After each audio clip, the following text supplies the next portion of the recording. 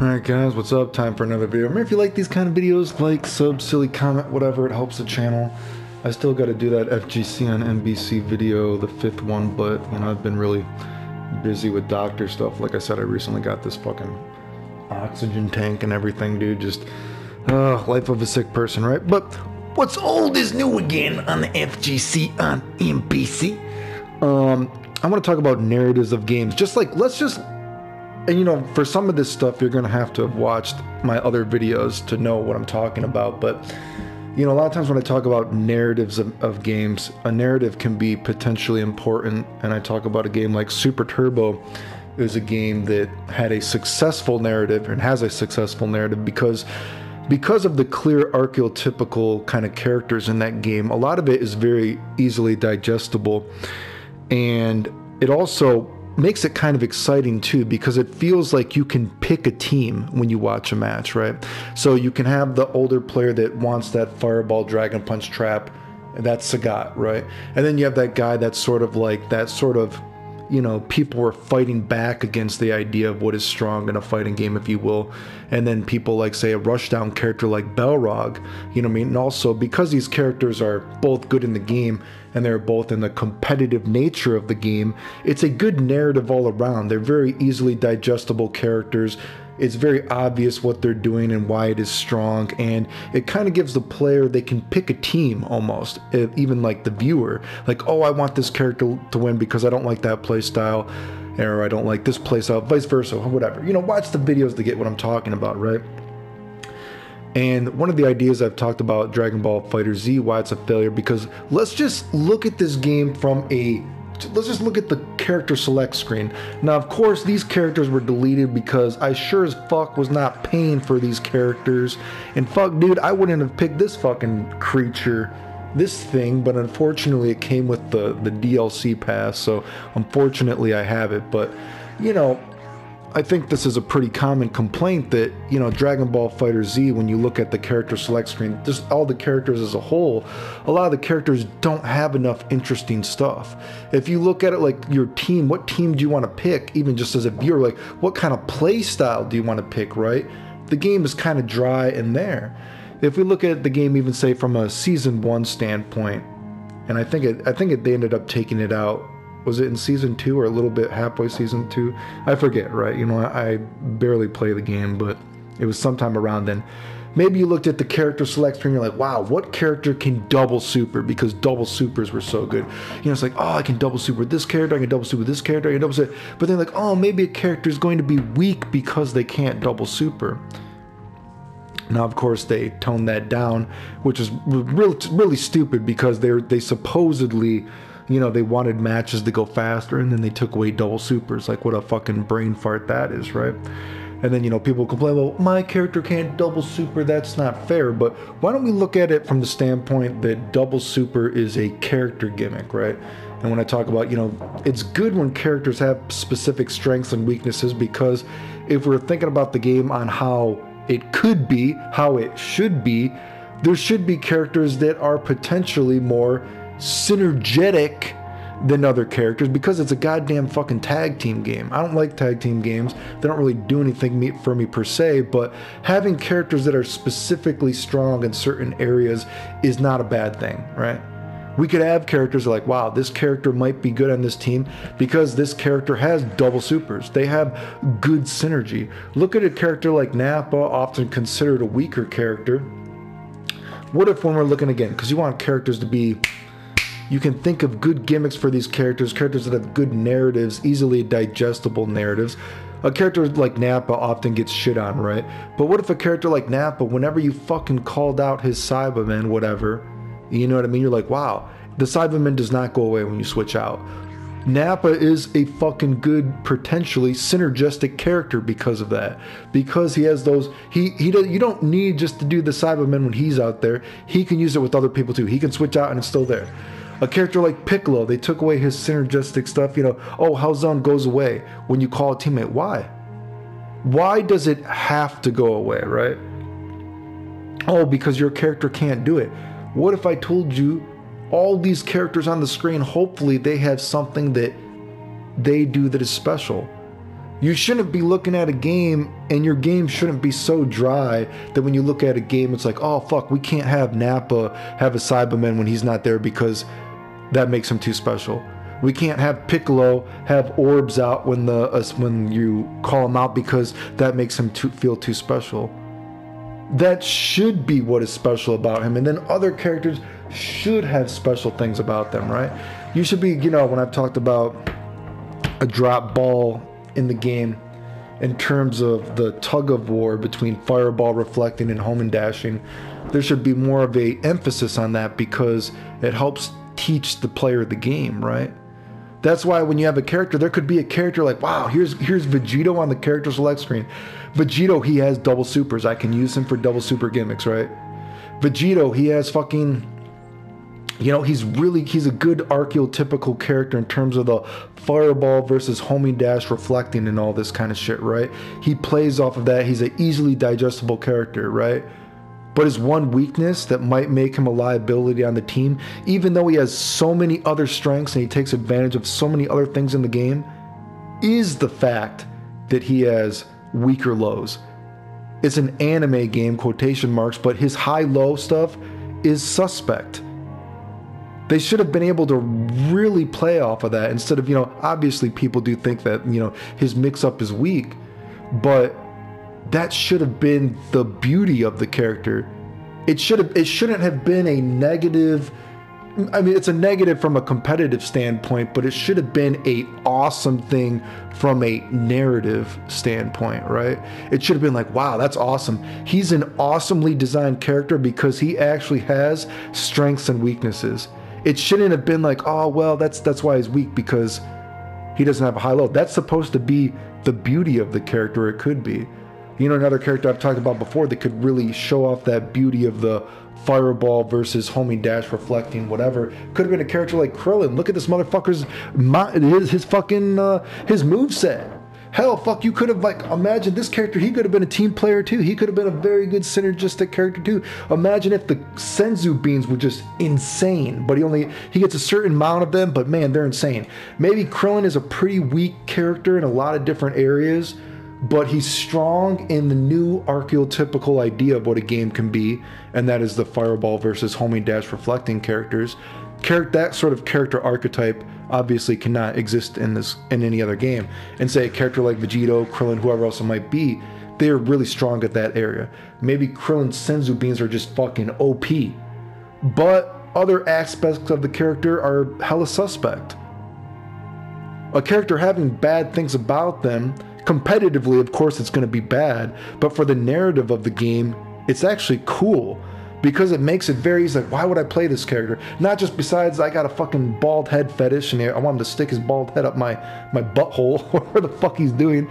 They rub his bald butthole, I don't know, bald by choice, the BBC, I don't know what the fuck it is, right? Maybe you just think Krillin is cool, I don't know why.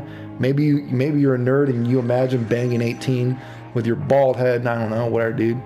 But there's supposed to be ideas of why you want to pick a character, not just because, you know, obviously Vegeto's the coolest looking character, but there's actual archetypical playstyles that you want to play as, right? Just like, you know, Android 16, they got rid of that delay auto combo to throw. Dude, he's a throw character. That is supposed to be in there. He's a throw character. Why would you get rid of that? Oh, well, it was too strong because he felt special when he did it. Who cares if you fucking feel special? You're gonna make every fucking character feel special. Every character has their thing. So they should have, like, why would you take away that shit, dude, right? Then you have characters like, oh, Frieza, you know, such a cliche example of a character like Frieza. People are like, oh, Frieza could have been a zoner, blah, blah. And like I said, you'd had to have watched my videos to know some of the stuff I'm talking about, but Frieza is one of the few characters. I actually would tone down Frieza in certain ways if I was making the game, but I would tone Frieza up in other ways as well. But one of the few characters I would actually take away some stuff from. But Frieza, let's say Frieza is a zoner character, right? The game actually has real block damage. You know what I mean? Games are supposed to. Street Fighter 2, a game that was not an anime game. It was not high-low mix-up, whatever. You still could die because a quotation marks mix-up was you can't just keep blocking because you die of block damage, right? Sort of the case, you know, there's going to be some zoners in the game. Frieza, right? Oh man, Frieza's a zoner character. That's a zoner kind of character. Maybe you have a team of Frieza and Vegito. So you have Vegito, a very weak character, suspect character, high-low, but man, he really plays off of that new archetypical character that is possible in this game with the fireball versus homing dash and reflecting. Vegito is constantly chipping you with this shit, and unless you want to use the mechanics of the game to get out of it, reflecting and all that stuff, Vegito is going to kill you unless you use these mechanics. Frieza's a zoning character. He's going to kill you from zone, whatever the fuck he's doing, right? But then you would also add, say on this side of the screen, who knows where the fuck, right? Maybe you have a character like Dr. Zero, like I said, Dr. Zero and Fat Android. And they are a sort of monkey wrench in the conundrum. They are the character that they have a different reflect than everyone else. When Dr. Zero reflects, maybe the Fat Android comes out and he sucks up the Ki Blast. He sucks up the fireballs. Maybe on this side of the screen you got Android 17 from GT. Another character, he has a reflect that just sucks up the fireball and gives him energy, whatever. So you're like, fuck, I actually have potential counter characters in this team. Vegito is very strong in certain areas. Man, this team is going to be killing you from block damage unless you actually use the mechanics of the game. And there's two characters that really counter this playstyle. Maybe a character like Dr. Zero and the Android 17, because they have a different reflect. When they reflect, instead of pushing the guy away, it sucks up their energy and it gives them life or energy, whatever it might be. And you're like, oh fuck, so I actually have team building strategies here. Even a character like Goku, what did I say for Goku when I said how I would change Goku? Because I would actually make reflecting more powerful to compensate for some of this stuff. I said Goku, what would be an easily digestible way to look at Goku? Because you want characters, some characters are supposed to be easily digestible for a video game, the viewer to play, so I can understand about the game. Obviously Vegito serendipitously is a character like that, but Goku, it would be nice if your main character could do that. So what is something that Goku could do? I said a change I would do for Goku, since all fireballs and laser beams are, you know, actually doing real block damage, and you can't actually reflect out of a Kamehameha, laser beam move, whatever. I would actually say a new move I would give to Goku, if you watched my video, is any laser beam move of Goku's is you can do his quarter circle forward, Hadouken, big punch, whatever. And big punch, again, you'd have to watch my videos how I would have changed the game. Every character hopefully has at least one move that actually beats reflect, because more block damage in the game, but now there's ways to make reflecting more powerful. But every character has one kind of move or more potentially that can break reflect. So it actually adds another, it's just such a simple way of adding a depth of layer of a mind game in. But Goku has a very easy answer to this. Goku, whenever you do a Kamehameha, even if it's a super whatever, and since laser beams are the one thing, you know, in this game that you can't reflect out of a laser beam block string, Goku, you want to be reflecting when he's shooting laser beams at you. He can cancel that whenever he wants into his big quarter circle Hadouken punch, and he teleports, whatever. It's the EX one, so he teleports next to you and he does it. And then that breaks your reflect, right? Such a fucking simple, easily digestible mind game, and you give the main character a way to do that. And it kind of plays in with the character anyway with Goku, because laser beam, Kamehameha, and they teleport to the other side. Easy thing, it's adding to the lure. It's such a easily digestible thing that would go to the meta. It's like, wow, that's so fucking simple. So Goku has an easy way of, again, do you get what I'm getting at, how simple this is? Then, like I said, stuff like, look at Vegeta. Now, what about characters that actually have gimmick moves? Well, fuck Vegeta. Look at the final explosion move. The final explosion, I gave you an idea how to do that. So fucking simple. Maybe it's a level 3. Maybe it's a level 5. I don't know. But it has a long startup. The only way to stop it is if you waste a level 3 to beat it, which you would have had to have, obviously. And then that's like, do you want to waste a level 3 to kill Vegeta when he's almost dead anyway? So there's a little bit of a mind game there. You know what I mean? But if you don't have that, it's automatically Half-Life. But it's a long startup. So what happens? The opponent can decide. It's easily reactable. You can see that he's going into this. So do you switch out your team member to get out of this? Vegeta's almost dead, so I have the super, well, I fucking may as well just kill myself, because it's going to do Half-Life to you no matter what, full screen. And I'm going to die. I'm going to lose 3 levels, 5 levels, whatever it is. Does Half-Life, whatever.